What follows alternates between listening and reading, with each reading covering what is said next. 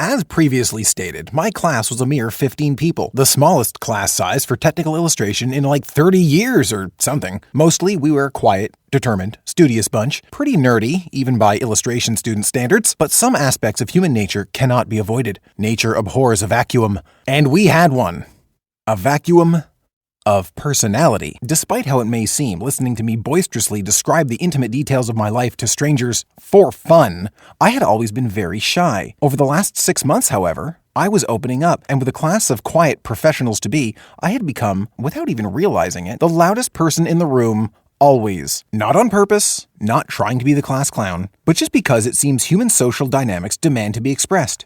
We can't fight this stuff. Someone needed to be the smartass who'd say what people were thinking but wouldn't, or at least would laugh at. And our collective monkey brain decided it would be me. Not that I was complaining. We were, very simply put, jock but geek, the music and film buff, wholesome realism, the handsome guy named Steve, the handsome Asian guy named Steve, the other handsome Asian guy named Steve, the consummate professional, mature adult slumming it with college kids, guy who might have hated all of us but we just didn't know, Korean Valley Girl, gamer on the DL, gamer not on the DL, quiet member of a foreign royal family, the guy who loves morbid shit, and the smartass. Our teachers were a rigid core of dedicated, caring, highly experienced, multi-talented experts with decades of experience between them.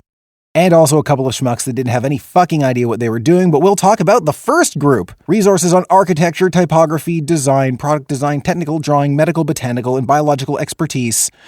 They were fantastic, supplemented by 2 other extremely important women who will come into play in later seasons, semesters, but these 3 were the foundation of the next 3 years of our education and our lives. If you've had these people in your life, not these people, but people who filled these roles, this bedrock to your career, then you know what I mean when I say that as much as you're doing what you do to build your skills going into the world of art, you're also trying to impress them and make them happy, knowing that their approval is a sign that you're on the right path.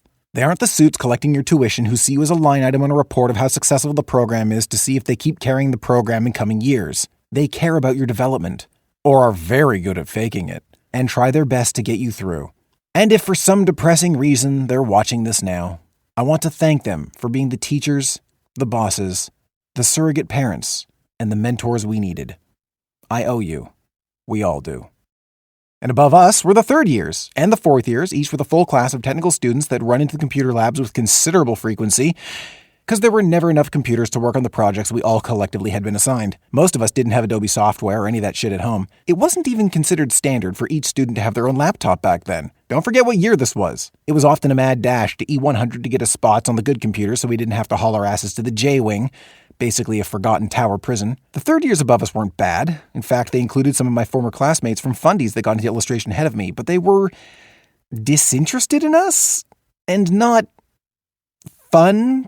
They weren't fun, man. Not yet, anyway. The 4th years were fucking cool, though. Very supportive, so we tried to pick their brains whenever we could. Between our teachers and our upperclassmen, I felt like we were definitely on the track to success. We had the whole world ahead of us, ripe for the taking. I knew everything would work out. This was it, where we all dreamed we would be, and we were so sure the future was paved in gold. It was an incredible feeling that I've never managed to recapture. We were young, dumb, happy, full of hope, and everything was going to work out.